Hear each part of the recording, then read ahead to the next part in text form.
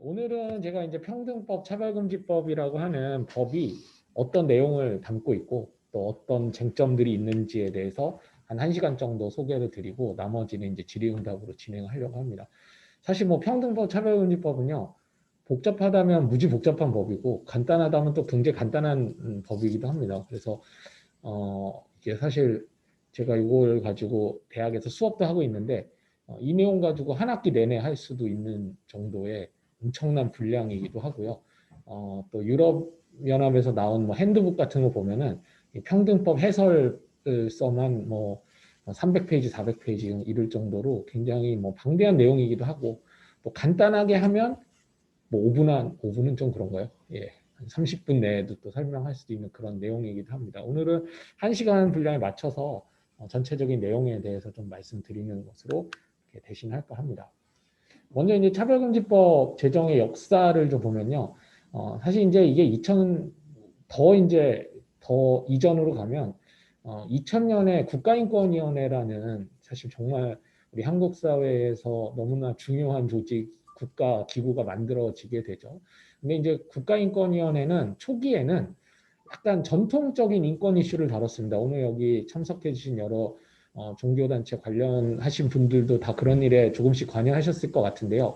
뭐 교도소 인권이라든가 아니면 불법 구금이라든가 뭐 국가보안법 문제라든가 표현의 자유. 근데 이런 문제들이 한국 사회의 중요한 인권 이슈였습니다. 근데 이 선진국, 저는 뭐 선진국이란 말 별로 좋아하진 않지만 어쨌든 이게 나라가 좀 발전하고 민주주의와 인권이 성숙하면 성숙할수록 인권 문제가 이런 자유권 문제보다는 차별 문제로 조금 더 바뀌어 나가는 그런 경향들이 있습니다. 그래서 한국에서는 야 인권 문제 하면 못 떠오르냐 이러면은 뭐 불법 구금 뭐 이런 거 떠올린다라고 하시겠지만 이제 외국에서 유럽이나 미국 같은 곳에서 인권 문제 하면 뭐가 떠오르냐 그러면 뭐 인종차별에 반대하는 거 아니냐, 뭐 차별 문제 아니냐라고 할 정도로 사실 이제 나라가 성숙해가면 갈수록 이 차별 문제가 인권 문제의 핵심이 됩니다.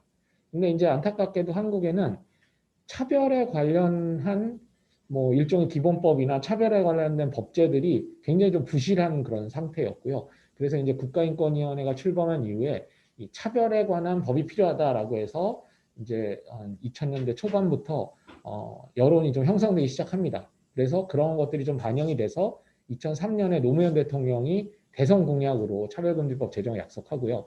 또 2006년에는 국가인권위원회가 차별금지법 권고 법안을 내고 2007년에는 법무부가 차별금지 법안을 또 제출하게 됩니다.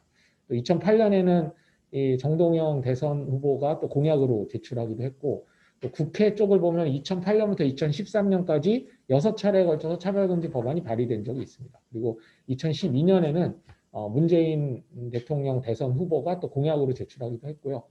이명박 정부나 박근혜 정부 때는 별일이 없었을 것 같지만 사실은 이명박 정부 때도 차별금지법 특별 추진위원회가 또 만들어지기도 했었고 놀랍게도 박근혜 정부에서는 국정과제로까지 채택이 됐었습니다. 물론 이제 뭐 큰 뭐라고 할까요? 이게 뭐 추진이 본격적으로 된다거나 뭐 진정성이 있었다고 보긴 어렵지만 그냥 이렇게 좀 해석할 수 있을 것 같습니다. 심지어는 이제 보수 정부에서도 차별금지법은 그냥 어떤 기본이다라고 하는 것이 최소한 이제 뭐 법무부 내 실무자들이나 뭐 이런 쪽에서 어느 정도 자리 잡고 있었고 이것이 뭐 진보 보수의 문제가 아니라 이거는 그냥 민주주의 국가의 기본적인 법제다라는 것이 어느 정도는 저는 확인이 된 장면이 아닐까라는 겁니다. 근데 이제 안타까운 거는 문재인 대통령 현재 대통령이 대선 후보로 나올 때는 차별금지법 공약이 사실 빠졌고요. 국정과제로도 채택되지 않았습니다. 그리고 지난 국회 때는 처음으로 그러니까 2003년 이후로 처음으로 차별금지 법안이 상정되지, 그러니까 발의조차 되지 못했다. 그러니까 발의가 안 됐다는 거는 10명을 못 채웠다는 얘기거든요. 그래서 지난 국회 상황은 정말 너무나 암울했던 그런 상황이 아닌가 싶습니다. 이제 그렇게까지 된 데에는 그 전에 또 전사가 또 있어요. 또 말씀드리자면 복잡하지만 사실 이제 이명박 정부, 박근혜 정부 때는 이 차별금지법 제정 운동을 하시는 분들이나 인권단체에 이렇게 관여하신 분들이 지자체를 통해서 뭔가 해보려는 노력들을 많이 했어요. 그래서 지자체에서 인권 조례도 만들고 차별금지에 관한 여러 가지 조치를 취하기 위해서 많은 노력을 했는데 거기서 이제 대충돌이 일어났죠, 사실은. 여러분도 뭐 어느 정도 아시겠지만 반대하는 분들이 이제 뭐 토론에 직접 와가지고 저도 뭐 거의 멱살 잡힐 뻔했던 적이 여러 번 있었는데 이제 그런 이제 대충돌 사태가 계속 벌어지게 되고 이제 안타까운 거는 뭐 서울시민인권원장도 그랬고 몇 번 또 이제 충남 인권조례 때도 그랬고 몇 번 정말 저 반대하는 쪽에서 큰 승리를 거뒀던 적이 몇 번 있었어요. 근데 그게 너무 안타까운 건 뭐냐면 그 반대하는 세력에게 너무 큰 용기를 주는 그런 사실 계기가 됐다는 게 너무 좀 안타까웠고 그래서 이제 이 차별금지법 반대 운동 하시는 그런 분들이 계속 이제 용기를 갖고 뭔가 이 운동이라고 해야겠죠 그래도 예, 뭐 운동을 하게 되는 그런 계기가 됐던 것 같습니다. 그래서 그런 힘이 계속 모이다 보니까 지난 국회 때는 발의할 엄두조차 사실 못 냈던 그런 상황이 됐습니다. 근데 이제 다행스러운 거는 그래도 이번 국회 들어서는 이제 여러 군데에서 힘을 좀 모으고 있는 상태인 것 같아요. 우리 오늘 이런 자리처럼 종교계에서도 정말 전례 없을 정도의 힘을 이렇게 모아주고 있고 또 인권단체나 시민단체에서도 정말 많은 활동들 하고 있고 또 국가인권위원회에서도 거의 뭐 총력 집중으로 이제 이 차별금지 법안 통과시키기 위해서 노력을 하고 있고요. 뭐 저는 이제 학계에 속해 있는데 학계에서도 정말 뜨거운 반응이 지금 있는 상태고, 그러니까 사실은 2003년 이후에 이렇게 좋은 조건이 창출된 적은 한 번도 없다라는 생각이고요. 그럼에도 불구하고 이렇게 국회의원들이나 국회에 계시는 분들이 이렇게 접촉을 해보면 그래도 여전히 부담이 되는 거는 이제 종교계 반대가 여전히 좀 부담이 된다라는 말씀들을 하십니다. 그래서 마지막 이 법안이 통과되기 위해서 활용 점정을 찍으려면 사실 이 종교계가 이 차별금지법에 대해서 어떤 태도를 취하느냐가 정말 마지막 그 관건이 아닐까라는 그런 생각이고 오늘 자리도 좀 그런 차원에서 좀 중요한 자리가 아닐까라고 생각을 합니다. 그리고 이제 아까 국회 이번 국회는 좀 다르다 말씀드렸는데 어쨌든 법안이 국회 시작하자마자 차별금지 법안이 발의가 됐어요. 장애 의원 대표 발의로. 이것도 굉장히 좀 뜻깊은 일이었고 정의당 의원 6명하고 민주당 의원 또 뭐 다른 의원들이 또 이제 합세를 해서 10명을 이제 간신히 채우긴 했지만 어쨌든 통과가 됐고요. 또 인권위에서도 예시법안을 이렇게 평등법 예시법안을 냈고 뭐 이제 이름을 어떻게 할지에 대해서는 또 이것도 논란이 있습니다. 차별금지법으로 하자라고 하는 의견도 있고요.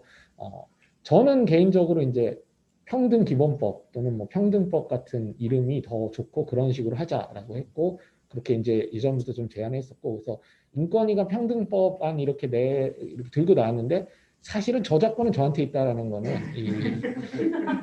오늘 이 토론회를 통해 다시 한번 확인을 시켜드리고 싶어요. 인권위가 만든 게 아니라 제가 2년 전에 이미 평등법이라는 이름을 근데 사실 뭐 제가 제일 처음에 한 건 아니고요. 이제 그런 흐름들이 좀 있었고 제가 논문에는 제일 처음 썼습니다. 어쨌든 이제 평등법이란 이름도 뭐 내용은 대동소이하지만 컨셉은 이제 어떻게 가져갈 거냐, 약간 금지라고 하는 소극적이고 부정적인 쪽으로 이제 갈 거냐, 그게 뭐 의미 없는 건 아니지만 아니면 평등이라고 하는 조금 더 적극적이고 또 긍정적인 뉘앙스를 살려가지고 법안을 추진할 거냐 이런 거는 뭐 좀 전략적인 문제가 아닐까라는 그런 생각입니다. 어쨌든 이렇게 두 가지 하나는 공식적으로 발의가 됐고 하나는 이제 인권위가 제안을 해서 민주당 의원 중심으로 아마 법안이 발의되지 않을까라는 기대를 하고 있는 그런 상황이고 아마 올해 말쯤 되면 법안이 발의가 돼서 본격적으로 국회에서 논의가 이루어질 것 같습니다. 그리고 이 법안이 국회에서 본격적으로 논의가 되면 지금하고는 또 다른 국면이 아마 나오게 될 겁니다. 지금도 이제 많은 논쟁들이 있고 하지만 국회에 또 이렇게 상정이 되면 또 엄청난 뭐 정말 전쟁이 벌어지겠죠. 그때 이제 또 여기 계신 모든 분들이 역할을 해 주셔야 될 때가 오지 않을까라는 그런 생각입니다. 이 차별에 대해서 일단 좀 기본적인 말씀 먼저 드리면서 시작을 해야 될 것 같은데요. 차별이란 말은 그 자체로 부정적으로 쓰일 때도 있고 좀 중립적으로 쓰일 때도 있어요. 그러니까 뭐 예를 들면 이제 차별이란 말이 그냥 그 자체로 나쁘다는 의미를 담고 있을 때도 있지만 차별이란 말이 중립적으로 쓰일 때도 있습니다. 중립적으로 쓰인다는 건 뭐냐면 차별이란 말 자체는 그냥 다르게 대우한다는 뜻일 뿐이고 앞에다가 수식어를 뭘 붙이냐에 따라 다른 거죠. 뭐 불합리한 차별, 합리적인 차별, 뭐 이렇게 이제 또는 불법적인 차별, 합법적인 차별 이렇게 이제 차별이란 말을 중립적으로 쓸 수도 있고 그냥 이건 차별이야 우리가 이런 말 할 때는 당연히 차별이란 말 자체 이건 불법이다 부당하다라는 의미가 이제 들어있는 것이라고 할 수 있겠죠. 어느 쪽으로 써도 상관은 없는데 우리가 이제 일반적으로 차별이다라고 했을 때는 그 자체에 부당하다라는 뉘앙스가 이미 들어가 있는 것으로 주로 쓰이는 것 같습니다. 근데 여기서 또 하나 이제 짚을 것은 뭐냐면 우리가 인권 문제에서 좀 비슷한 이슈가 있는데요. 세상의 모든 문제를 인권 문제로 다 환원시킬 수는 없는 것처럼 차별도 마찬가지로 세상의 온갖 불공평, 불평등, 불공정을 다 차별로 포괄하려고 하는 건 아닙니다. 그렇다고 해서 뭐 차별로 포괄되지 않는 문제가 중요하지 않다는 게 아니라 차별로 포괄될 수 있는 문제는 그 고유의 어떤 특성들이 있어요. 그리고 우리가 오늘 차별금지법을 제정하려고 하는 거는 그러한 어떤 특성을 가진 차별 문제에 집중을 해서 좀 해결을 하려고 하는 그런 법안이다라고 이야기할 수 있을 것 같습니다. 뭐 예를 들면 이제 마지막에만 하나 보시면은 시험지를 선풍기로 날려가지고 멀리 간 순서대로 성적을 부여했다는 뭐 전설적인 이야기는 여러분들 많이 들어보셨을 텐데 이거 이렇게 해서 성적이 F가 나온 학생이 가서 교수한테 찾아가서 이거 차별 아닙니까? 라고 이야기할 수 있어요. 근데 사실은 이거는 우리가 이야기하는 차별은 아니에요. 근데 여기서 이제 중요한 건 뭐냐면 그러면 저 교수는 잘한 거냐? 그렇지 않죠. 굉장히 잘못된 잣대를 가지고 평가를 했기 때문에 뭐 징계 받아야 돼요. 그리고 저 학생은 어쨌든 억울하면 풀어줘야 됩니다. 그거에 이의를 제기하는 게 아니라 다만 오늘날 우리가 이야기하는 차별에는 이런 내용을 담고 있는 건 아니에요. 사실은. 또는 뭐 일하는 스타일이 마음에 들지 않는다는 이유로 괴롭히는 거 이런 건 전형적인 근로기준법상 괴롭힘에 해당하는데 이것도 사실은 차별은 아니거든요.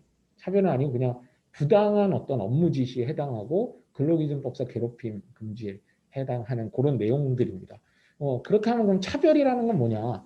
차별이라고 하는 거는 뒤에서 말씀드리겠지만 어떤 사람의 정체성과 관련된 걸 가지고 부당한 대우를 하는 게 차별입니다. 예를 들면 성별을 이유로 부당하게 차별한다라는 거는 뭐 여성이라는 이유로 불이익을 준다거나 뭐 인종이 다르다는 이유로 불이익을 준다거나 장애를 이유로 불이익을 준다거나 하는 것은 시험지를 선풍기로 날려서 성적을 부여하는 것과는 다른 차원의 좀 문제라는 거예요. 뭐 이쪽은 옳고 이쪽은 틀리다는 게 아니라 좀 다른 차원의 문제다. 어떤 점에서 이제 다르냐면 해학이 조금 다릅니다. 어떤 식으로 다르냐면 시험지를 멀리 날아간 순서대로 성적을 부여하는 거는 그 자체로 부당하긴 하지만 이거 자체가 어떤 집단에 대한 차별은 아니에요. 그리고 그 교수 개인의 개인적인 일탈행위일 가능성이 굉장히 높습니다. 평소에 편견이 반영되어 있다거나 뭐 이런 것도 아니고요. 그냥 게을러서 그런 거예요. 게으르고 이상한 사람이죠 정말. 그래서 징계를 받아야 되지만 차별로 우리가 범주화하기에는 조금 애매하다. 그러면 이제 차별이라는 건 뭐냐면 말씀드렸던 것처럼 이런 해악을 갖고 있기 때문에 차별을 우리가 문제 삼습니다. 어떤 우리가 차별을 당했을 때는 도덕적인 가치가 침해당했다거나 인격적인 모멸감을 갖는다거나 내가 사회 구성원으로서 평등한 지위가 훼손됐다라는 생각을 하게 되고요. 또 차별의 특징들이 확산되는 특성들을 가지고 있습니다. 그러니까 전염이 막 돼요. 전염은 두 가지 방향으로 되는데 차별을 당하는 사람들의 피해도 전염이 되고요. 또 차별을 하려고 하는 사람들도 나도 차별해도 되네? 라는 생각으로 또 이게 확산이 됩니다. 그리고 이 소수자 집단이 어떤 특정 집단이 집단적인 피해를 당하게 돼요. 예를 들면 이런 거죠. 앞에서 어떤 서울에 있는 어떤 대학에서 선풍기 돌려가지고 성적을 줬다는 얘기를 듣고 전국에 있는 대학생이 나도 그런 꼴을 당하면 어떡하지라고 벌벌 떨지는 않을 거예요. 그건 그냥 개인적인 어떤 일탈, 그 교수의 일탈에 불과합니다. 그냥 그 교수 징계하면 돼요. 근데 어떤 학교에서 인종이 다른다는 이유로 점수를 한 등을 깎았어요.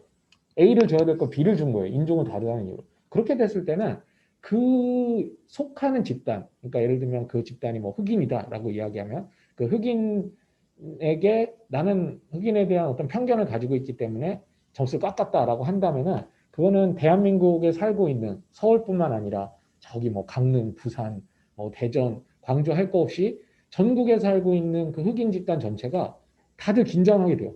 나도 이런 꼴을 당하지 않을까? 이런 부당한 대우를 어디선가 배우지 않을까? 우리 교수님은 사실 여태까지는 그러지 않았는데 저번에 점수가 뭔가 좀 이상했는데 혹시 서울에서 그런 사건이 있었다는 얘기를 들으니까 이게 또 연결이 되기도 하고 이렇게 되는 특성들을 가지고 있어요. 그래서 이 차별이라고 하는 것은 집단, 그 어떤 대상이 우리가 이제 차별에서 보통 타겟 그룹이라는 표현을 씁니다. 뭐 대상 집단, 표적 집단 이렇게 번역을 하는데 이 차별의 대상이 되는 집단에 전체적으로 피해를 준다는 게 굉장히 중요한 특징입니다. 그러니까 내가 직접 당하지 않아도 내 일처럼 여겨지는 거고 그리고 그 집단 전체의 피해가 확산되는 그런 경향을 갖고요. 또 만약에 이제 선풍기로 성적을 돌린 거를 보고 옆방 교수가 와서 나도 저렇게 하면 되겠네라고 할 가능성은 글쎄 뭐 없지는 않은데 그렇게 크진 않을 거예요. 근데 어떤 편견을 가지고 있는 집단에게 차별적인 대우를 하는 것을 옆에 있는 다른 사람이 보면은 나도 저렇게 해도 되나 보다. 평소에는 감히 그렇게 못 하거든요. 우리 뭐 생각해 보면은 뭐 외국에는 참 많았던 사람인데 한국에는 아주 많지는 않습니다만 뭐 어느 나라에서 온 사람 출입 금지 뭐 이런 식으로 이제 이 어떤 식당이나 이런 데 붙인단 말이에요. 그런 것도 확산성을 갖기가 되게 쉬워요. 그러니까 나도 누군가를 이렇게 배제하는 거를 평소에 하고 싶었지만 감히 내가 내 식당에서 그렇게 하는 것은 감히 생각하지 못했는데 옆에 있는 식당에서 그런 팻말을 붙이는 걸 보면 나도 붙여도 되겠네. 이런 생각으로 이어질 가능성이 굉장히 크다라는 거죠. 그런 면에서 차별이 갖는 확산성, 고유의 확산성이 있고요. 그다음에 이제 앞에 있는 얘기를 다시 좀 설명을 드리면 그랬을 때 사람들은 더 인격적인 모멸감을 느껴요. 그러니까 이건 약간 미세한 차이인데 선풍기를 돌려가지고 애플을 낳은 학생들도 물론 부당하다라는 감정을 가질 거고 분노하겠지만 이게 무슨 인격적인 모멸감이나 무슨 사회 구성으로서 평등한 지위가 훼손됐다고 보기는 조금 어려울 거예요. 근데 내가 여성이라는 이유로 차별을 당했다. 내가 인종이 다르다는 이유로 차별을 당했다. 내가 어느 지역에서 태어났다는 이유로 성적이 하나 깎였다라고 하면 성적이 깎인 것도 문제지만 그 이상의 문제. 야, 이게 내가 인간으로서 정말 대우받지 못하구나. 라는 생각을 하기 십상이라는 겁니다. 그래서 이게 차별이라고 하는 문제는 다른 불공정한 문제에 비해서 고유한 특성들을 가지고 있다는 게 굉장히 중요하고 별도의 대책이 필요하다는 거. 하나만 더 말씀드리면 이 차별이라고 하는 게 사실은 폭력을 유발하기도 해요. 차별당하는 집단은 대개 폭력에도 굉장히 취약한 상태에 놓이는 경우가 대부분입니다. 아까하고 굉장히 다르죠. 뭐 무슨 선풍기 돌려가지고 덜 날아간 사람들한테 폭력이 유발될 가능성은 사실은 별로 없죠. 그런 가능성은 없는데 만약 우리가 어떤 성별이라든가 인종이라든가 성적 지향 등을 이유로 누군가를 차별하는 분위기가 만연하게 되면 결국 그 집단은 폭력에도 노출될 가능성이 대단히 높다라는 거거든요. 그러니까 이게 다 연결이 되어 있고 확산성을 갖습니다. 그래서 대부분의 나라에서는 이 차별이라고 하는 문제에 굉장히 민감하게 대처하고 있고 또 일회성 차별이라고 해도 아주 강력하게 이제 대처하는 이유가 여기 있습니다. 그러니까 예를 들면 어떤 가게에서 뭐 그 무슨 난민 출입금지 이렇게 붙였다. 그게 왜 중요한 거냐면 어떤 특정한 난민이 그 식당에 못 들어가는 게 문제가 아니에요, 사실은. 그건 굉장히 부차적인 문제입니다. 그게 문제가 아니라 그렇게 팻말을 내거는 식당이 늘어나거나 또는 그런 피해를 당하는 게 확산이 되게 되면 우리 사회는 걷잡을 수 없이 정말 이 정말 자유롭고 평등한 사회를 우리 지향하는 한국 사회가 정말 엉망진창이 될 가능성이 높거든요. 그렇기 때문에 우리가 이제 그런 행위를 금지하는 이유는 이 특정한 누군가가 그 식당에 못 들어가는 게 억울해서 라는 부분도 있겠지만 사실은 그것이 갖는 파급 효과나 확장성 또는 상징성 같은 것이 문제가 되기 때문에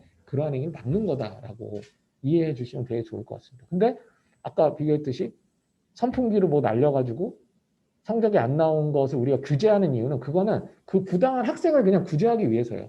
그리고 그렇게 채점하는 사람을 우리가 징계해야 되기 때문에 규제하는 것이지 그게 뭐 확산성이 있다거나 우리 사회에 뭐 어떤 도덕적인 가치를 침해한다거나 이런 문제하고는 좀 거리가 있다라는 것을 한번 말씀드리면 우리가 오늘날 왜 차별을 문제 삼고 있는지가 조금 더 확실하게 이해가 될 것 같습니다. 그래서 이제 차별금지법에 대한 오해 중에 하나가 세상에 온갖 부당한 거를 다 차별금지법으로 뭐 가져와서 할 것 같이 이제 그렇게 이게 너무 광범위한 규제 아니냐 이렇게 얘기하시는데 사실 그렇지 않습니다. 차별금지법은 딱 정해진 어떤 문제들을 특별한 이유에서 다루고 있는 거다. 이게 이제 저는 굉장히 중요한 부분이다라고 생각을 합니다.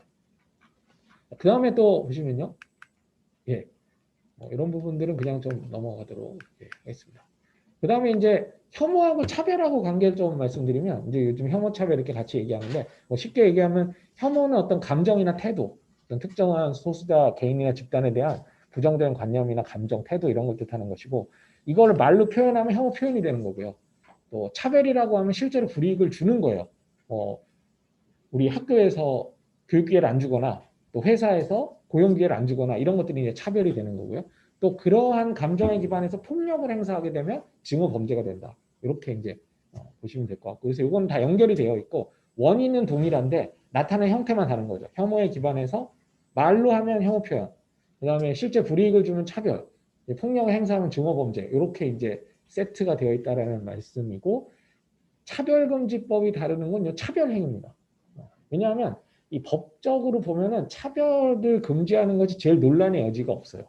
왜냐하면 혐오 표현은 표현이기 때문에 야 말도 못해? 뭐 표현의 자유도 있는 거 아니야? 이런 반론에 대항해야 되기 때문에 이게 쉽지 않은 부분이 있고 나라별로 실제로 규제가 조금씩 다릅니다. 그리고 이제 증오범죄 같은 경우도 이게 뭐 새로운 범죄 유형이 아니거든요. 예를 들면 누가 누군가를 폭력을 했어요. 그럼 그걸로 처벌 당하는 겁니다. 근데 이제 증오범죄법이 있는 나라는 증오범죄인 경우에는 그러니까 편견에 기반해서 누군가 폭력을 행사했을 때는 가중처벌하도록 돼 있어요. 그래서 이제 어떤 분들은 이게 이제 뭐 심정형법이다 이래가지고 사실은 뭐 이게 어떤 의도였냐에 따라서 형량을 달리하는 것이 과연 정당한 거냐 이런 또 아주 법리적인 또 문제제기가 있기도 하거든요. 그래서 증오범죄법도 뭐 논란이 좀 있을 수는 있는 그런 법입니다. 물론 저는 이제 필요하다고 생각을 합니다만, 근데 차별을 금지하는 거에 대해서만큼은 이거는 뭐 논란의 여지가 없어요. 혐오 표현하고 달리 그러니까 제일 논란이 많은 게 혐오 표현이고 증오범죄는 또 그 다음으로 논란이 없는 편이고 차별금지는 그냥 인권과 민주주의를 지향하는 나라에는 거의 기본적인 법률로 되어 있고 차별이 금지되어 있지 않은 나라는 사실상 없고 그리고 차별금지법에 해당하는 형태의 법률도 그런 어느 정도 우리가 인권과 민주주의가 성숙한 나라에서는 기본적인 법으로 되어 있다는 것을 말씀드릴 수 있을 것 같습니다. 네. 네, 뭐 이런 것들은 좀 넘어가고요. 그럼 이제 차별금지법은 어떤 내용을 담고 있냐? 말 그대로 차별을 금지하는 건데요. 내용이 크게 5가지로 나뉘어져 있습니다. 하나는 제일 처음에 나온 건 차별의 개념이고요. 그 다음에 차별의 예외를 또 두고 있어요. 그리고 세 번째는 국가 지자체가 차별 시정을 위해서 무엇을 해야 되는지가 또 담겨 있고요. 또 네 번째로는 차별 금지 및 예방 조치라고 해서 좀 제목으로는 무슨 말인지 와닿지 않지만 고용이나 재화 용역 공급이나 이용, 교육, 행정 서비스 등에서 구체적으로 차별에 해당하는 행위가 뭔지를 구체적으로 적고 있어요. 하나하나. 이제 4번이 어떻게 보면 차별금지법에서 제일 중요한 내용이기도 한데 그런 구체적인 차별의 유형들을 이제 적어놓고 있습니다. 그리고 마지막으로는 차별 어떻게 구제할 것이냐. 차별행위가 발생했다라고 하면 그걸 어떻게 이제 처리할 것이냐라는 것이 이제 마지막 차별의 구제입니다. 그래서 요거는 이제 국가인권위원회 법에 있는 내용 또는 그 인권위 예시법안에 있는 내용하고 장혜영 의원 법안이 가장 큰 차이를 보이는 부분이 차별의 구제라는 부분입니다. 그래서 이제 장혜영 의원 법안에는 시정명령 제도를 두고 있어요. 시정명령 제도는 말 그대로 조금 이제 강제력을 부여하는 건데요. 뭐 여기 이 차별금지법에서 처음 만들어진 건 아니고 이미 뭐 이제 장애인 차별금지법이나 기타 여러 개별적 차별금지법에도 시정명령 제도 이미 좀 두고 있는 상태인데 이 포괄적 차별금지법에도 이 시정명령 제도를 두자고 하는 게 이제 장애인 의원 법안이고 인권위 예시 법안에는 이 부분이 또 빠져 있습니다. 이 얘기는 이제 뒤에 가서 좀 말씀드리려고 하고요. 어쨌든 이 차별의 구제라는 부분을 조금 더 강화하기 위해서 뭐 소송 지원이나 법원의 구제 조치, 손해배상, 입증 책임의 배분, 또 불이익 조치 금지 이런 것들을 또 담고 있습니다. 이렇게 한 5가지가 차별금지법의 주요 내용이고요. 이렇게 해서 뭐 조문이 그렇게 많지는 않습니다. 많지 않은데 사실 여기에는 또 많은 쟁점들이 또 담겨 있기도 합니다. 뭐 하나하나 살펴보면요. 이제 차별금지법 제일 처음에 이렇게 보면 차별의 개념이 나와요. 그러면 성별, 장애, 나이, 언어 뭐 등을 이유로 다음 각호의 어느 한 영역에서 특정 개인이나 집단을 분리구별, 제한, 배제, 거부하거나 불리하게 대우한 행위. 이렇게 이제 차별의 개념이 제일 앞에 나와 있습니다. 이걸 이제 구체적인 설명을 드리면 좀 파란색으로 쓴 성별, 장애, 나이, 언어, 출신 국가, 출신 지역, 뭐 성적 지향, 학력, 사회적 신분 요거를 뭐라고 부르냐면 차별금지 사유 또는 차별 사유 이렇게 부릅니다. 그리고 고용, 가나다, 고용, 재활용역, 교육, 행정 서비스 요거를 차별금지 영역이라고 부릅니다. 그래서 이 2가지가 차별이 무엇인가를 정의하는 아주 중요한 그런 핵심적인 요건이다라고 보시면 될 것 같습니다. 그러니까 쉽게 얘기하면 차별금지 사유를 이유로 이 4가지 영역에서 누군가를 불리하게 대우하면 차별이 성립하는 거죠. 좀 다른 말로 바꾸면 차별금지 사유를 이유로 차별금지 영역에서 누군가를 불리하게 대우했을 때 차별금지법이 금지하는 차별이 된다라는 겁니다. 그럼 뒤에서 또 말씀드릴 기회가 있을 텐데 그러면 이 영역이 아닌 데서 발생하는 차별은 차별이 아니냐? 그것도 차별일 수는 있어요. 근데 차별금지 법이 금지하는 차별은 아닙니다. 뭐 예를 들면 가정 내에서 차별한다. 저도 이제 애가 둘 있는데 맨날 그 둘째가 제가 또 차별을 공부하는 거 어떻게 아는지 사실 이제 온라인 수업을 해가지고 귀를 뭐 이렇게 주워 듣는 게 많아요. 그러더니 뭐 차별하지 마 이런 말을 하더라고요. 그러니까 뭐 동생은 뭐 어떻게 해주고 뭐 그러니까 둘째는 아직 그런 말 잘 모르는데 첫째는 그래도 좀 그런 개념이 좀 있어가지고 동생은 맨날 뭐 해주면서 자기는 뭐 안 해준다고 하면 차별한다 막 이렇게 얘기하거든요. 그래서 저는 뭐라고 얘기했냐면 네가 얘기하는 차별은 우리가 뭐 일상적인 의미에서 차별일 수는 있지만 차별금지법이 금지하는 차별은 아니다라고 제가 매우 이렇게 학술적인 설명을 이렇게 일단 그러니까 이제 뭐냐면 그런 차별이 부당하지 않다는 건 아니에요. 당연히 문제가 돼요. 가정에서도 차별하면 안 되죠. 근데 차별금지법은 그런 영역을 다루는 건 아니에요. 우리가 이제 나중에 뭐 종교의 자유와의 충돌 뭐 이런 거 말씀드릴 텐데 어쨌든 차별금지법은 고용이나 재화 영역, 공급이나 이용, 그다음에 교육, 행정 서비스에서 벌어지는 일들만 규제를 하는 거다라는 것을 이렇게 이제 한정을 시켜놓고 있다는 게 이게 또 중요한 부분이고 그거는 이제 다른 영역이 안 중요해서라기보다는 우리가 이제 법의 규제 영역을 너무 넓힐 수는 없거든요. 근데 가정에서의 차별은 어떻게 해결할까요? 저는 이렇게 봐요. 고용이나 교육에서 차별이 없어지면 가정에서의 차별도 자연스럽게 줄지 않을까요?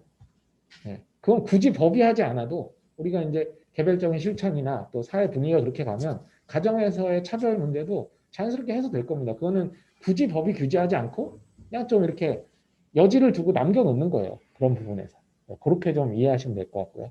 그다음에 차별금지 사유에 대해서는 뒤에 가서 또 다시 설명드리겠습니다. 뭐 이런 건 한번 그냥 보시면 될 것 같고. 그럼 이제 다른 개별적 차별금지법은 뭐냐면 장애인 차별금지법은요. 여러 가지 차별금지 사유 중에 장애를 이유로 한 것만 다루는 법입니다. 네. 차별금지 사유가 19가지가 이렇게 규정이 되어 있거든요. 인권위법에는. 근데 그 중에서 장애를 이유로. 영역은 되게 다양해요. 거의 모든 영역에서의 장애를 이유로 한 차별을 금지하는 게 장애인 차별금지법이고 그 다음에 또 그 남녀고용평등법은 그럼 뭐겠습니까? 남녀고용평등법은 성별을 이유로 해서 고용이니까 고용이라고 하는 영역에서의 차별만 금지하는 법이에요.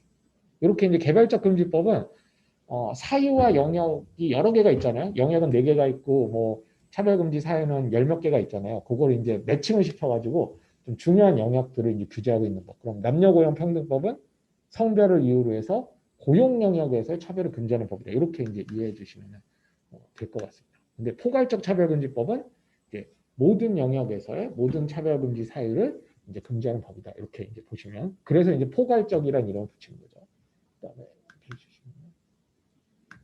이게 제 걸로는 잘 안 넘어가네요. 예. 그래서 우리 헌법에도 보면 헌법에 이렇게 돼 있어요.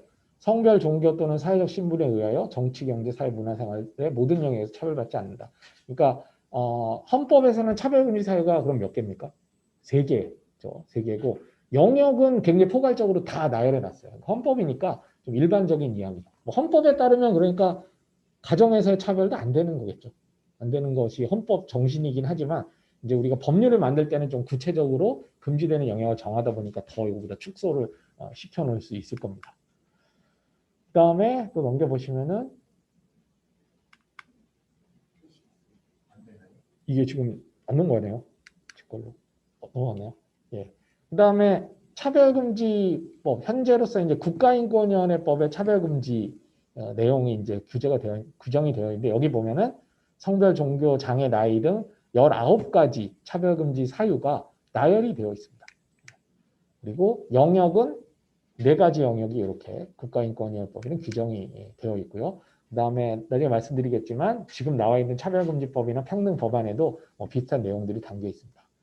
이 차별의 개념 요소를 보시면 차별금지 사유가 있고 차별금지 영역이 있고 차별행위, 불리한 대우를 하는 게 있고 차별의 예외가 있다. 이걸 뭐 다시 말로 좀 풀어보면 차별 사유를 이유로 해서 차별금지 영역에서 누군가에게 불리한 대우를 하는 것 그리고 차별의 예외에 해당하지 않는 행위 이것이 바로 차별이다. 이렇게 이제 간명하게 정의를 할 수 있을 것 같고요.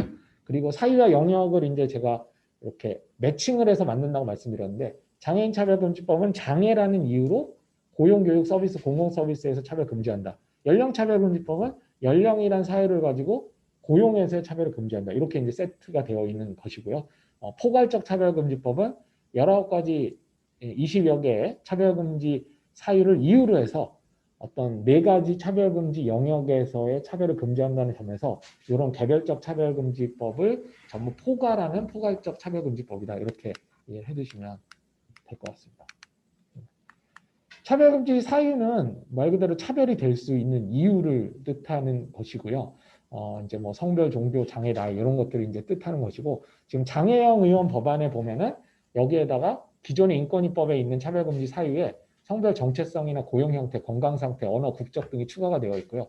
인권위 예시법안에는 성별 정체성, 고용 형태, 유전 정보가 또 추가가 되어 있습니다. 그리고 최근에 이제 논의되는 거는 뭐 이건 저의 아직 주장이지만 뭐 경제적 상황이나 사회적 지위, 직업, 노조활동, 문화 이런 것들도 이제 더 차별금지 사유를 추가하자라는 그런 얘기들도 있습니다. 이거는 어차피 이제 예시적인 조문이긴 해요. 예시적인 조항이지만 그래도 이제 우리가 차별 금지가 되는 이유를 어떻게 나열할 것인가는 굉장히 중요한 문제라고 할 수가 있을 것 같습니다.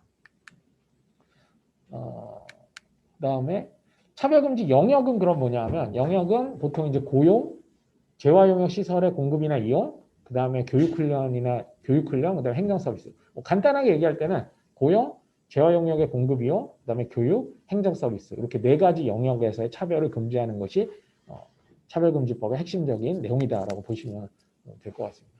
여기서 이제 질문, 제가 쟁점이라고 돼 있는 게 중간중간 슬라이드 나오는데 파란색으로 이렇게 돼 있어요. 여기 보면 이제 이런 질문 한번 던져볼 필요가 있죠. 차별금지 사유는 그럼 어떻게 정하는 겁니까?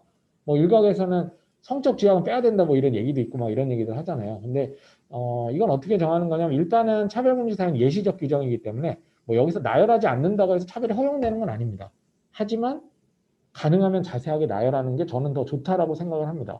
뭐 아직 차별의 이런 문제들이 일천한 한국의 현실에서 정확하게 규정하지 않고 등으로 처리돼도 얼마든지 막을 수 있다? 그거는 좀 비현실적인 가정 아닐까. 어느 정도는 국민들에게 이러이러한 차별은 하면 안 된다라는 거를 저는 차별금지를 명시해줘야 된다고 생각을 하고요. 그런 면에서 다소 많더라도 차별금지 사유를 나열해 주는 게 좋다라고 생각을 합니다.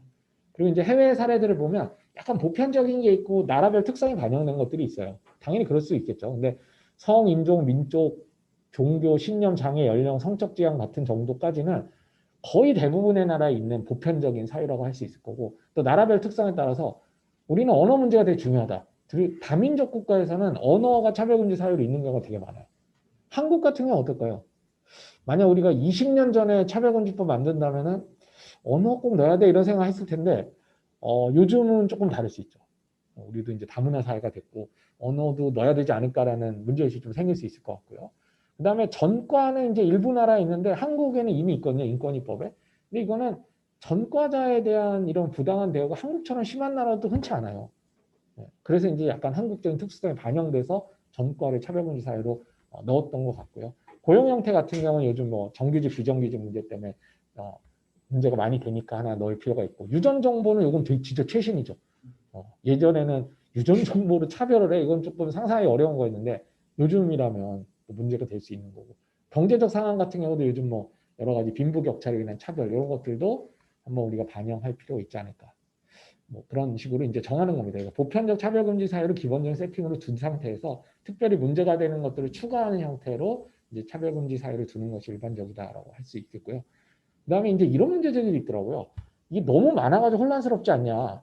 근데 저는 이거는 조금 오해가 있는 것 같아요. 예를 들면 어떤 나라에서는 차별금지 사유를 인종을 두고 사실은 출신국가, 출신민족, 인종, 피부색, 국적 등에 대한 따른 차별을 다 금지해요.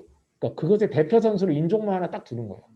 이게 나을까요? 아니면은 인종, 출신과 출신민족, 피부색 이렇게 다 나열하는 게 나을까요? 이건 뭐 정답이 있는 문제는 아니에요. 근데 한국 현실에서 어느 게 낫냐라고 하면 저는 당연히 나열하는 게 낫다. 우리는 잘 모르잖아요. 인종차별이 무엇인지에 대한 합의된 전통이 없어요.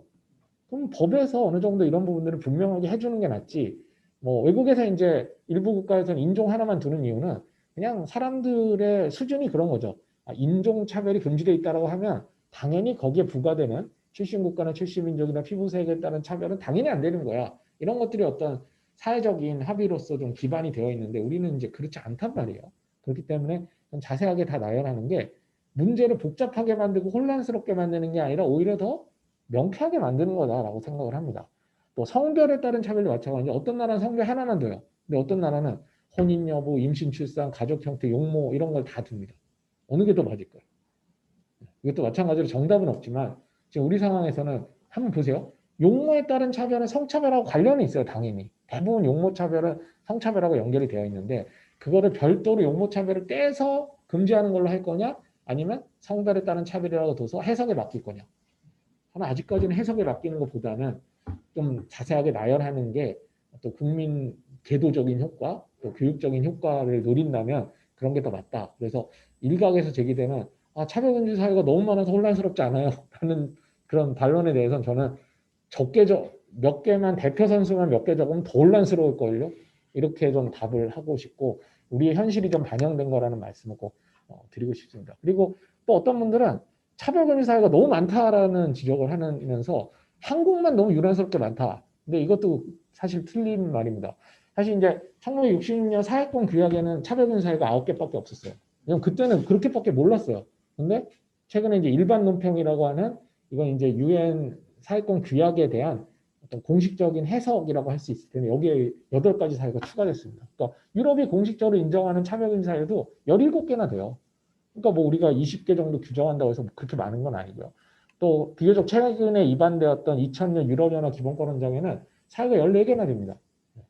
그리고 최근에 또 헌법을 제정한 나라들은요. 헌법에만 10개 이상을 둬요. 그러니까 보통 이제 헌법보다는 차별금지법에 더 많은 사유를 두는데 헌법에만 10개 이상을 둬요. 그리고 어떤 나라는 헌법에만 20개 내외의 차별금지 사유를 두는 경우도 있고요. 문재인 대통령이 2018년에 발의한 헌법 개정안에도 7개 차별금지 사유가 있습니다. 그리고 유럽 국가들은 대개 20개 내외의 차별금지 사유를 두고 있고 일부 국가들은 30개가 넘는 경우도 있는데 우리가 뭐 현행 국가인권협법 19개 또 지금 나와 있는 차별금지법안이나 평등법 시안에 21개, 22개 정도 되는 게 뭐 그렇게 과도한 거냐라는 반론을 좀 제기할 수 있을 것 같고요.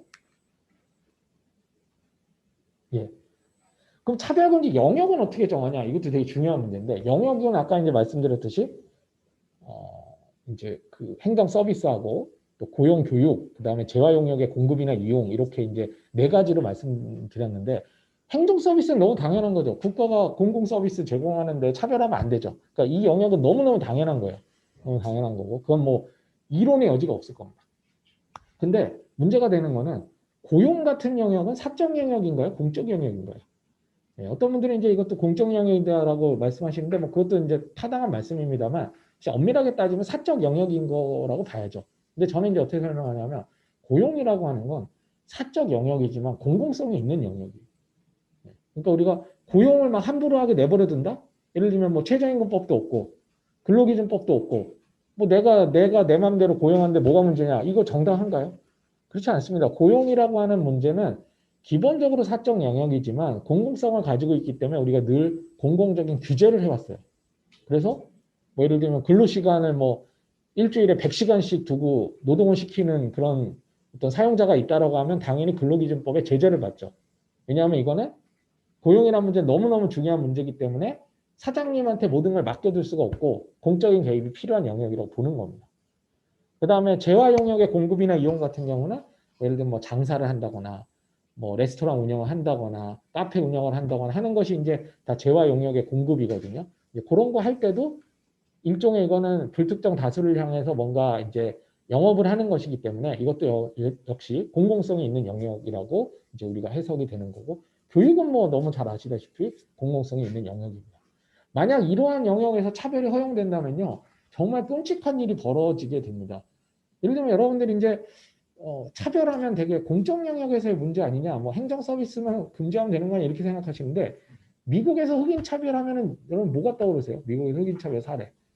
어떤 분들은 뭐 국가의 공적인 뭐 차별 이런 게 떠오르시는 분도 있을지 모르겠지만 사실 저는 이제 흑인 차별하면 떠오르는 게 우리 그쵸 우리 무슨 그린북이라는 그 영화에서 보면은 이제 흑인 가수가 식당에 못 들어가잖아요. 식당은 공공 영역인가요?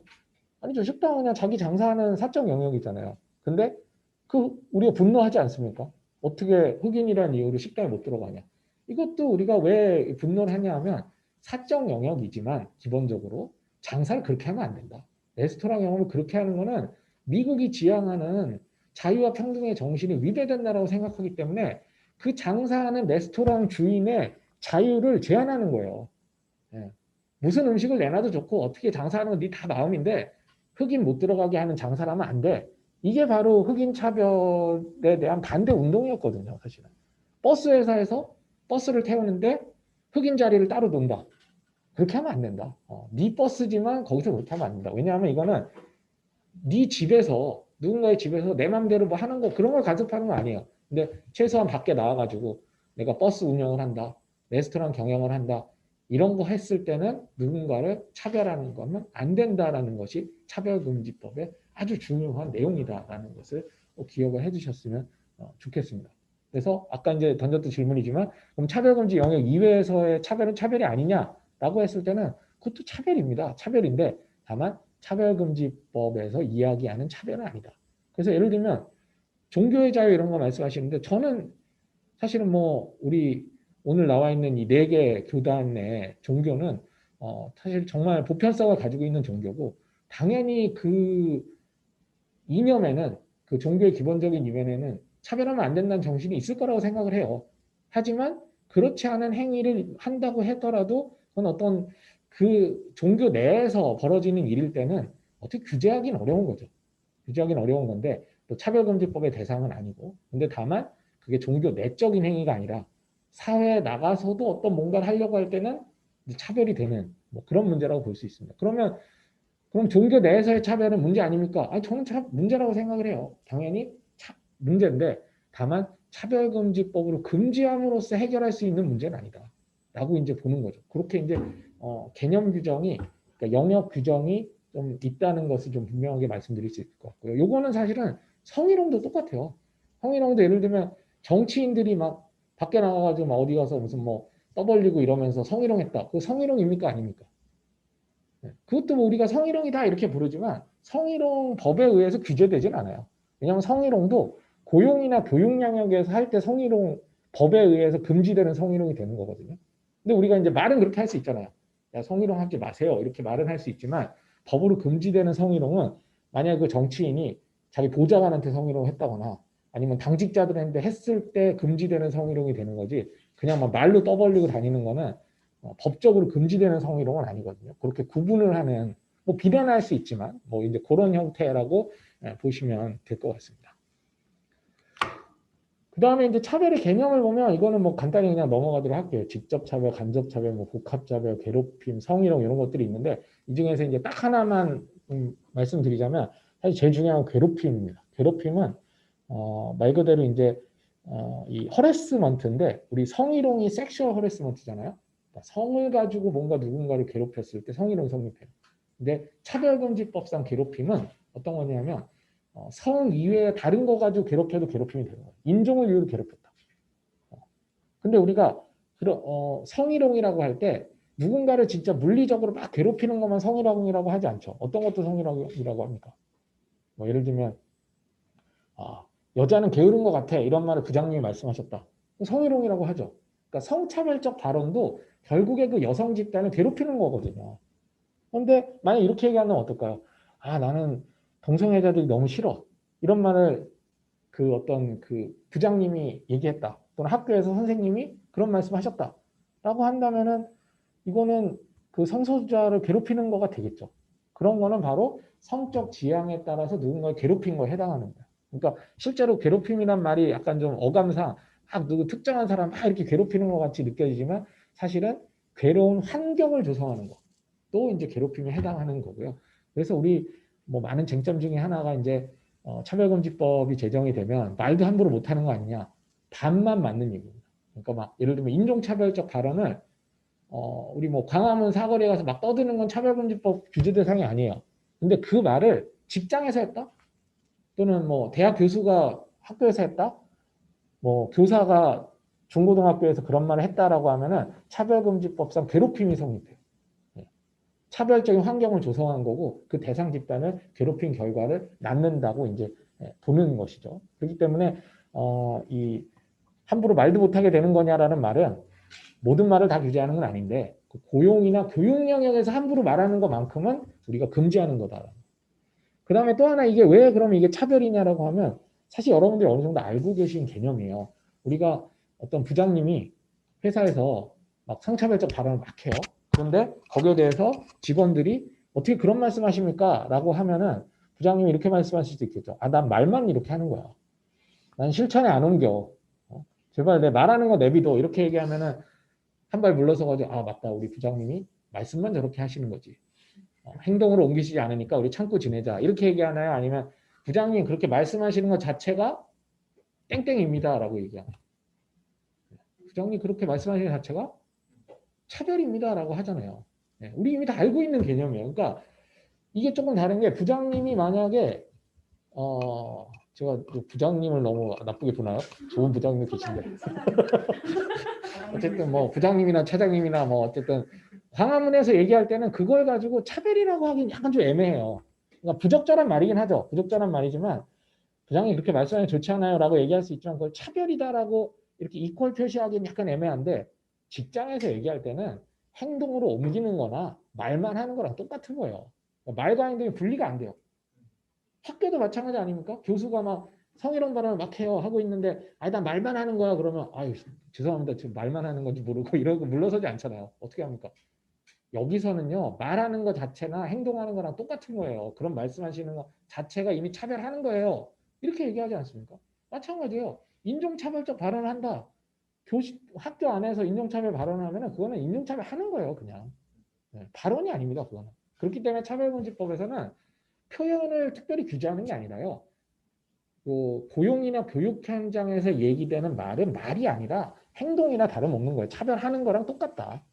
그래서 괴롭힘이라고 하는 것은 차별의 한 형태로 보는 겁니다. 그게 이제 어떻게 보면 차별금지법이 규정하고 있는 가장 중요한 포인트 중에 하나다라고 이제 보실 수 있을 것 같고요. 나머지 내용들은 뭐 굉장히 내용이 많은데 다 하자면 이제 아까 말씀드렸지 한 학기가 필요하기 때문에 오늘 뒤에 뭐 질문이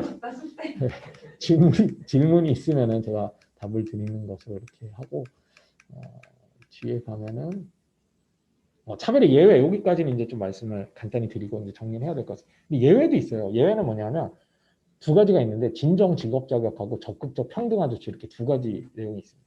진정 직업 자격은 어떻게 정의가 되냐면 장애형 법안 그 1호를 보시면은 특정 직무나 사업 수행의 성질상 그 핵심적인 부분을 특정 집단의 모든 또는 대부분의 사람들이 수행할 수 없고 그러한 요건을 적용하지 않으면 사업의 본질적인 기능이 위태롭게 된다. 라는 점이 인정되는 경우에는 예외가 된다 이렇게 얘기하고 있고요. 두 번째는 현존하는 차별을 해소하기 위해서 특정한 개인이나 집단을 잠정적으로 우대하는 행위. 이것도 차별의 예외다 이렇게 봅니다. 말이 굉장히 어려운데요. 이게 이제 무슨 얘기냐면 약간 인권위 예시 법안은 조금 더 쉽게 돼 있어요. 특정 직무나 사업 수행의 성질상 불가피한 경우. 그러니까 이게 뭐냐면 차별금지법은 앞부분에 보면 뭐냐면 차별금지 사회로 차별금지 영역에서 불리하게 대우하면 다 차별이에요. 그게 기본. 근데 저는 이거 어떻게 보통 설명하냐면 일종의 경고등이 켜진 거다. 거기에 해당한다면 무조건 차별이 아니에요. 예를 들면 우리가 성별에 따라서 누구 구분한다고 다 차별입니까? 그렇지 않아요. 구분해야 되는 경우도 있어요. 근데 주의는 해야 돼요. 웬만하면 성별 구분 안 하는 게 좋거든요. 이번에 우리 무슨 영화상 뭐였죠? 어디서 보니까 남녀 주연상하고 남자 주연상, 여자 주연상을 없애기로 했다고 그러더라고요. 그냥 주연상 이렇게 주기로 했다고. 생각해보니까 남녀 구분할 필요가 있나? 네. 이런 생각을 하는 거예요. 그러니까 차별금지법은 어떤 짓을 하는 거냐면 특별한 일 없으면 구분하지 마. 이게 원칙이에요, 원칙. 근데 구분하려고 하는 사람이 이유를 설명할 수 있어야 돼요. 저는 여우주연상도 이런 경우에는 의미가 있었다고 생각해요. 만약 여우주연상이라는 게 없으면 남자 배우들이 다 휩쓸 수밖에 없는 상황이 되는 거예요. 여우주연상이라도 둬야 여자 배우들이 그나마 좀 상을 받을 수 있어서 이 부분을 뭐 주는 거다라고 하면은 정당하다고 봐요. 근데 그런 상황이 다 없어졌다라고 하면은 남녀 구분하는 것 자체가 의미가 없는 거예요. 요즘 뭐 전통적인 남녀 구분이 있는 영역들 우리가 생각해 보면 남녀 구분이 돼야 되는 영역이 그렇게 많지가 않아요. 뭐 대학도 이제 여자 대학이나 또 군대라든가 경찰이라든가 그다음에 화장실 그다음에 뭐 이런 스포츠 스포츠할 때 이제 남자 여자의 신체적인 능력 때문에 이제 문제가 되는. 그다음에 뭐 탈의실 정도 말고는 과연 남녀를 구분해야 될 이유가 있을까요? 네. 근데 문제는 이 제가 말씀드린 영역에서도 의심이 되고 있는 거예요, 지금. 의심. 뭐 필요하면 해야 돼요. 근데 불필요하면 없애야 됩니다. 그건 이제 구분은 뭐냐면 여기 나오는 것처럼 특정 직무나 사업 수행의 성질상 남녀 꼭 구분해야 되는지를 성찰하는 겁니다. 그러니까 이제 차별금지법은 저는 어떤 우리에게 성찰의 계기를 주는 거냐면 여태까지 무심코 해왔던 여러 가지 인간을 구분하는 행위들을 보고 야 웬만하면 하지 마. 근데 다 하지 말라는 건 아니고 꼭 필요한 경우에만 해. 그리고 그게 왜 필요한지는 네가 설명할 수 있어야 돼. 이거를 요구하는 것이 차별금지법이다라고 생각을 합니다. 그러니까 설명할 수 있어야 돼요. 그러니까 아까 그 영화제는 더 이상 남녀 주연상을 따로 주는 건 설명할 수 없게 된 거예요. 아 이거 우리 설명이 안 된다. 통합하자. 지금 또 우리 한국에서 바뀐 게 뭐냐면 경찰대 남녀 분리 모집이 지금 폐지가 됐어요 이미. 그리고 순경도 2년 뒤인가는 남녀 구분 모집이 폐지됩니다. 그냥 남녀 통합 모집을 해버려요. 네. 군대는 아직까지 좀 나와요. 군대는 조금 더 어려움이 있어요. 군대라는 업무의 특성은 경찰이나 업무보다는 남녀 구분의 필요성이 조금 더 상식적으로 좀 있어 보이잖아요. 그래서 그건 아직까지는 무너지지 않았는데 경찰은 이미 무너진 거예요. 그냥 그러니까 지금은 남녀 시험 봐가지고 여성이 100% 뽑힐 수도 있는 거예요. 심지어는 성적순을 이렇게 쭉 매기면 그런 정도로 이제 이 불가피하지 않으면은 폐지하는 게 맞다라는 것이고 그래서 우리가 이제 차별이 정당화된다 또는 이런 거는 허용되는 형태의 차별이다라고 하면 어떤 특정한 직무나 사업이 본질적으로 불가피할 때 이런 경우에 이제 차별이 된다. 차별의 예외가 된다라는 점을 말씀을 드릴 수 있을 것 같고요. 그다음에 이제 적극적 평등화 조치는 뭐냐면 이건 거꾸로 차별을 해소하기 위해서 차별을 하는 거예요. 네. 그러니까 아까 말씀드렸지. 이건 여성만 돼. 그게 정당화 되려면 뭐냐면 그렇게 하지 않으면 여성의 보호가 안 되는 거예요. 여성의 능력 발휘가 안 되는 거예요. 그래서 불가피하게 할당제를 준다. 또는 불가피하게 지역 할당제를 한다. 불가피하게 장애인 의무 고용을 한다. 이런 걸 보고 어떤 사람은 역차별이다 뭐 이렇게 얘기하는데 이거는 차별을 해소하기 위해서 역으로 조치를 취하는 것이기 때문에 이건 차별 해소 조치에 해당합니다. 차별 해소를 위한 조치. 근데 이거는 어디까지나 임시 조치예요. 영원한 건 아니에요. 만약에 장애인 의무 고용제 지금은 안 지키는데 너무 많잖아요. 그냥 그 과태료 내고 버티는데 너무 많은데 만약에 이제 어느 회사나 뭐 다 10% 20% 그냥 장애인 그냥 고용하고 있는 상황이 됐다. 이건 필요가 없죠. 의무 고용제 왜 둡니까? 그렇죠? 여성 할당제도 마찬가지. 근데 그런 게 최소한의 요건도 이제 안 갖춰졌을 때 어떤 활로를 뚫기 위해서 그런 조치를 취하는 경우가 있고요. 그다음에 이건 뭐 적극적 평등화 조치라고 하긴 뭐하지만 우리가 이제 어떤 공공기관이나 사기관이 어떤 집단만 들어오게 한다라고 하는 거는 일단 차별이 될 수 있는데 가끔 그런 경우가 있어요. 여성들을 위해서 또 외국인들을 위해서 청소년을 위해서 불가피하게 그 집단을 위한 어떤 예산을 쓴다라고 하는 걸 그냥 차별이라고 할 수는 없는 거죠. 그거는 이제 그 집단이 가지고 있는 특별한 문제가 있기 때문에 그 문제를 해소하기 위해서 지원 정책을 쓰는 거 이런 것도 이제 차별이 예외가 될 겁니다. 근데 아마 이제 이런 것도 저는 생각을 해야 된다고 생각하는 게 근데 아마 서울 마포 청소년 교육센터를 만드신 분이 야 이게 청소년만을 위한 행사가 차별이 되지 않을까라는 생각은 아마 안 하셨을 것 같아요. 근데 저는 물론 저건 결과적으로는 차별은 아닌데 이제는 그런 생각도 해야 되는 거예요. 우리가 청소년만을 대상으로 하는 센터 만드는 게 가능해? 근데 이거는 청소년을 위한 걸 하는 센터를 만들지 않으면 안 되는 우리 특별한 이유가 있어. 그러니까 정당화를 하는 그런 습관을 들여야 된다는 거죠. 그냥 무조건 허용되는 게 아니라 청소년에게 필요해. 결과적으로는 되지만 아마 저런 것들이 과연 그런 성찰을 거쳤을까라는 건 저는 의문이고 우리 사회에서도 그런 노력들이 이제 있어야 되는 거죠. 어떤 지원센터를 만들 때도 차별을 해소하기 위한 거, 불가피인 거인 경우에 된다. 그 다음에 또 이 복잡한 문제가 있어요. 이건 오늘 또 질의 응답 시간에도 또 나올 수 있는 부분인데 차별의 예외를 어디까지 볼 거냐라는 문제예요. 예를 들면 이제 종교적 신념에 위배된다는 이유로 개인이 어떤 영업 행위를 어디까지나 허용할 거냐 이게 이제 미국에서 문제가 됐던 건데 한번 여러분들 생각해 보시면 좋을 것 같습니다. 케이크 판매를 동성 커플이라는 이유로 거부한다? 이거는 뭐 어느 나라에서나 금지되어 있고 이건 논란의 여지가 거의 없습니다. 우리가 불특정 다수를 향해서 장사를 하고 있어요. 근데 케이크 판매를 동성 커플이라는 이유로 안 했다? 이거는 뭐 흑인 출입 금지 붙였던 미국의 어떤 사례하고 똑같은 겁니다. 이건 절대 안 되는 건데 이제 미국에서 쟁점이 됐던 거는 그냥 판매 거부한 건 아니고요. 뭐가 있었냐면 축생일 이렇게 적어주는 걸 거부한 거예요. 동성 커플이 나는 동성 커플인데 이거 적어달라 그랬더니 이 케이크 주인이 이건 차마 못 적겠다. 이건 내 종교의 양심을 반한다. 나는 동성 커플의 생일을 축하할 수가 없는데 거기에 이걸 적는다는 것 자체가 이 참아 못하겠다 해서 거부했고 이걸 이제 종교의 자유라고 주장했던 것이 이제 문제가 됐던 케이스예요. 약간은 조금 1번하고 좀 다르다고 볼 수 있는 측면이 있어요. 근데 이것도 또 달리 생각해 보면 축생을 적을 때 그렇게 영혼을 담습니까? 영혼을 담아서 우리 케이크 팔 때 영혼을 담아가지고 축생을 적나요? 그냥 막 적어주는 거 아니에요? 근데 여기에 무슨 의미를 부여해가지고 종교의 자유를 여기서 실현하려고 한다는 것 자체가 이게 말이 안 된다 이런 어떤 비판도 충분히 가능한.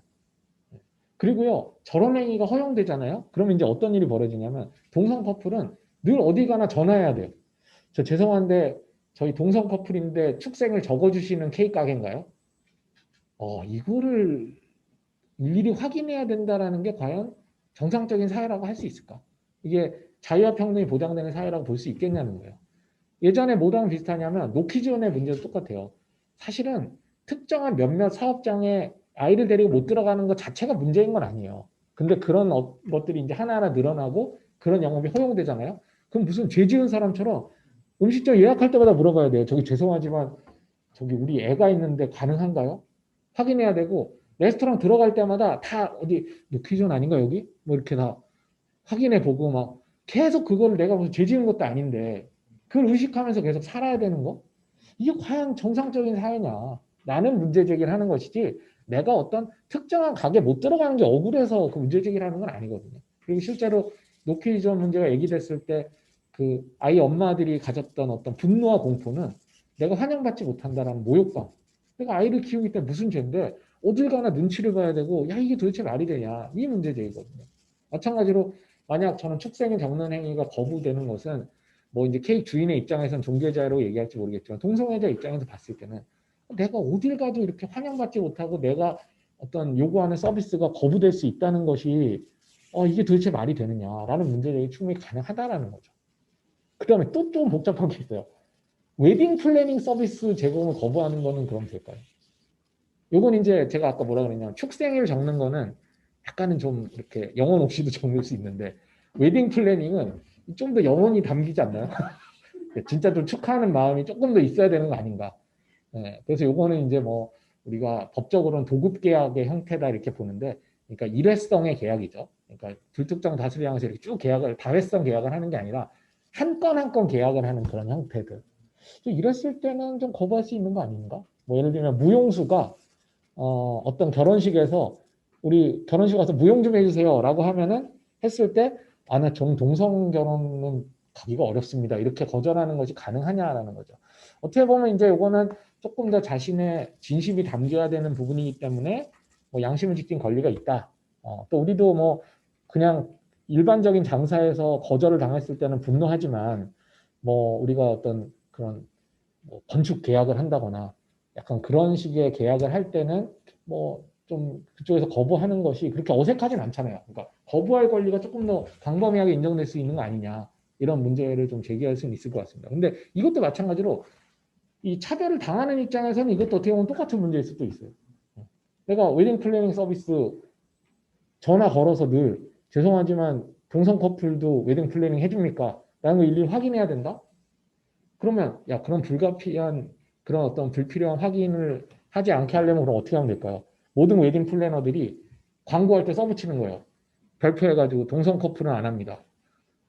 이것도 너무 정말 사회가 우리 사회가 그렇게 되지 않아야 되지 않을까라는 생각이 들거든요. 그래서 이것도 자유로 인정하기에는 또 쉬운 부분은 아니에요. 만만치 않아요.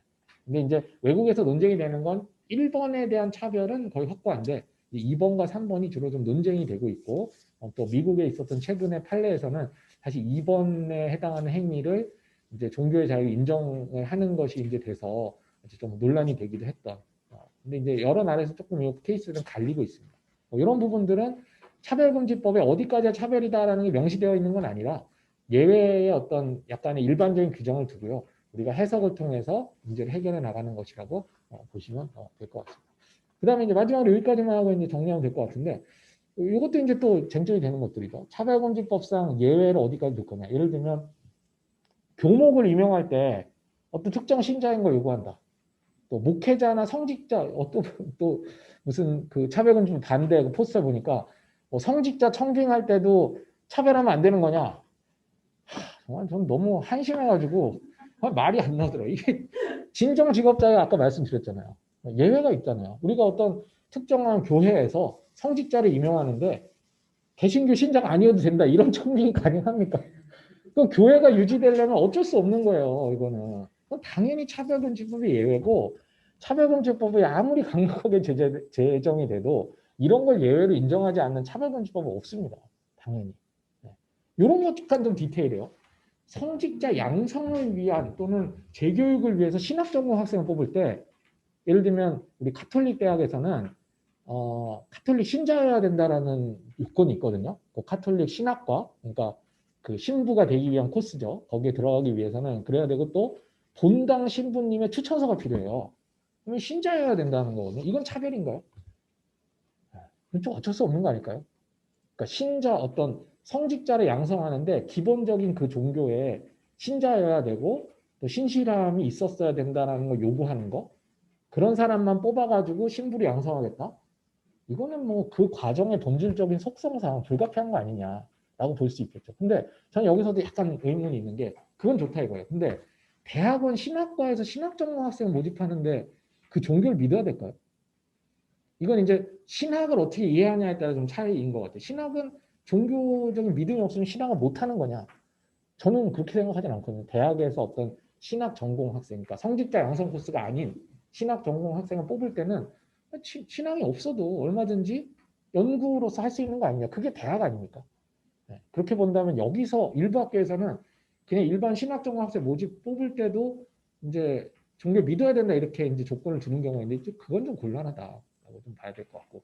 그 다음에 또 이제 문제가 되는 건 여기 적어놓지 않았는데 뭐 우리 종무자라고 보통 하죠. 어떤 교회나 무슨 뭐 성당이라든가 아니면 뭐 이제 절이나 이런 데서 종무를 할 사람을 뽑을 때 신도를 제한하는 거 이런 거는 또 한번 우리가 좀 생각해 볼 여지가 있나. 아까 이제 성직자 청빙하는 건 조금 다른 맥락이고요. 그 다음에 또 그 교단에서 운영하는 사회복지재단이라든가 학교를 운영할 때 사람을 뽑을 때 이제 어떻게 해야 되냐. 이런 것들은 사실 차별금지법에 걸려요. 왜냐하면 이런 건 이제 고용에 해당하는 거기 때문에 걸리는 부분이라고 할 수가 있을 거고. 그다음에 이제 채플 수업 의무화 같은 경우에도 저는 채플 수업을 제공할 수는 있다고 봐요. 그리고 어떤 이 종교의 이념에 따라서 이런 수업을 제공하고 기회를 주는 건 좋은데 의무화하는 거는 조금 다른 문제죠. 기회를 주는 거하고 이거 안 들으면 졸업 못한다. 그걸 약간 피해갈 수 있는 방법은 뭐가 있냐면 제가 봤을 때 이제 정당화될 수 있는 경우는 예를 들면 개신교 재단에서 만든 학교예요. 근데 채플 수업을 이렇게 원래 채플은 이렇게 예배잖아요. 그러니까 예배 형식이 아니라 정말 그냥 대학 수업이고 내용도 개신교 신앙을 그대로 전수해 주는 게 아니라 이런 거 있잖아요. 종교의 정신에 기반한 좋은 말씀. 그러니까 뭐 사랑, 우리 개신교의 중요한 가치 중에 하나는 사랑의 정신을 세속적인 그런 어떤 버전으로 만들어서 학생들한테 이야기한다. 이 정도는 우리가 학교의 정신이다라고 하면 저는 그건 허용돼야 된다고 봅니다. 근데 사실상의 예배 형식으로 진행되는 채플 수업에 들어오지 않으면 졸업 안 시킨다? 이런 거는 사실은 그런 식으로 대학을 경영한다면은 사실 이거는 뭐 보편적인 이런 대학이라고 볼 수가 없는 게 아닌가. 그리고 실제로 뭐 우리 마음대로 우리가 경영하는데 뭐가 문제냐 이렇게 말씀하시는 분도 있지만 사실은 이미 교육기관이라고 하는 거는 수많은 사회하고 연결이 되어 있고 또 수많은 지원을 받아가지고 움직이는 하나의 소속된 것이지 뭐 종교의 내적 기관은 아니거든요. 그래서 외국에도 보면은 가끔 이제 이 종립학교의 자율성을 허용하는 경우가 있어요. 근데 그거는 완전히 독립돼서 운영될 때 그게 허용되는 겁니다. 완전 이 공식 교육 이렇게 뭐 수능 보고 들어가고 이런 게 아니라 완전히 독립적으로 운영한 인디펜던트한 종교 학교일 때는 저런 것을 강제하는 게 허용이 돼요. 되지만 그게 아니라 교육부 산하에 들어가가지고 등록금 받고 학생들 공개 모집하고 그다음에 학교에 재정 지원 받고 수능이라고 하는 학교 우리 국가 시스템에 따라서 학생 뽑고 이런 걸 하면서 우리 종교의 이름으로 대학을 세웠다는 이유로 특정 종교를 믿지 않으면 학생도 안 받고 채플서 무조건 들어야 되고 그 다음에 뭐 교수 뽑을 때도 그 종교 안 믿으면 교수 안 뽑고 이렇게 하는 거는 저는 맞지 않는다고 보고 이게 가능하려면 세속적인 형태로 이걸 좀 바꿔줘야 된다. 얼마나 가능하다고 보거든요. 뭐 불교의 자비의 정신이라는 게 그럼 뭐 되게 보편화될 수 있는 정신 아닌가요? 뭐 개신교의 사랑, 뭐 천주교의 사랑 이런 정신들도 얼마든지 보편화될 수 있는 정신이고 이걸 종교를 믿고 안 믿고의 문제가 아니라 그 종교의 이념이 세속화된 형태로 대학 이념이 될 때는 얼마든지 좋다. 그리고 뭐 교수 뽑을 때도 교회 다냐 안 다냐 이게 아니라 너 사랑의 정신에 동의하냐. 세속화된 어떤 사랑. 이런 건 저는 묻을 수 있다고 봐요. 그런 건 묻을 수 있는데 개신교 신도냐 아니냐에 따라서 하는 거는 차별이 받겠죠. 그런 부분을 이제 규제하고 있는 거고 근데 이제 마지막으로 말씀드릴 수 있는 그러면 차별금지법의 이런 세세한 내용을 다 규정하면 어떻겠냐라고 말씀하시는 분도 있을 텐데 사실 그건 좀 어렵습니다. 법률 형식상 이런 거 하나하나를 다 일일이 규제할 수는 없고요. 어느 정도는 추상적인 형태로 규제를 하고 그리고 나머지 구체적인 부분에 있어서는 해석에 맡기는 방식으로 해결할 수밖에 없는 거고 다만 이제 걱정하지 마셔도 되는 건 뒤에서 이제 뒤에 있는 내용인데 제가 말씀 다 못 드렸습니다만 차별금지법은 그렇게 강력한 법은 아닙니다. 그러니까 이렇게 이제 좀 불안해할 수도 있어요. 저렇게 금지 예외 이렇게 정해놓긴 했는데 어떻게 해석될지 모르겠다. 근데 너무 걱정할 필요는 없는 게 사실은 차별금지법의 집행 방식은 기본적으로 강제성이 없어요. 강제성이 없고 기본적으로 권고의 형식을 따르게 되어 있고요. 실제로 이번에도 외국인 주민 재난지원금 지급하는 거에 대해서 인권위가 권고했잖아요. 근데 서울시는 따랐고 경기도는 안 따랐습니다. 경기도 안 따르면 그럼 인권위는 뭘 어떻게 하죠? 그냥 계속 설득해야 돼요. 설득해야 되고 좀 해라 뭐 비난하고 뭐 이렇게 하는 거예요. 또 재권고하고 이런 방식으로 경기도도 재난지원금을 외국인에게 지원하도록 유도하는 거지 이게 무조건 뭐 이렇게 강제하고 이런 건 아닙니다. 근데 그렇다고 효력이 없느냐? 그렇지 않잖아요. 서울시는 했어요. 그 생각 못 했는데 인권위가 야 그렇게 하는 거 차별이야라고 알려주니까 또 수정을 했거든요. 이런 식으로 인권위가 기본적으로 사회를 변화시키는 방식은 다 금지하고 처벌하고 이런 방식이 아니라 사회를 조금씩 바꿔나가고 유도하는 방식이라는 것을 우리가 좀 전제한다면은 이렇게 좀 금지나 예외라는 원칙들이 좀 추상적으로 부여되어 있는 것에 대한 좀 불안감 이런 거 너무 걱정하지 않으셔도 된다라는 말씀 드릴 수 있을 것 같습니다. 지금도 사실 뭐 몇몇 우리 종교 문제에서 신학대에서 했던 뭐 이제 성적 지향에 따른 차별 이런 문제도 학교에서 다 안 듣고 있잖아요. 안 듣고 있는데 뭐더 이상 뭐 어떻게 할 수는 없습니다. 할 수는 없고 차별금지법이 제정이 돼도 그걸 가지고 뭐 그 학교를 특별히 뭐 제재한다라고 하는 것은 사실 굉장히 어려운 일이고요.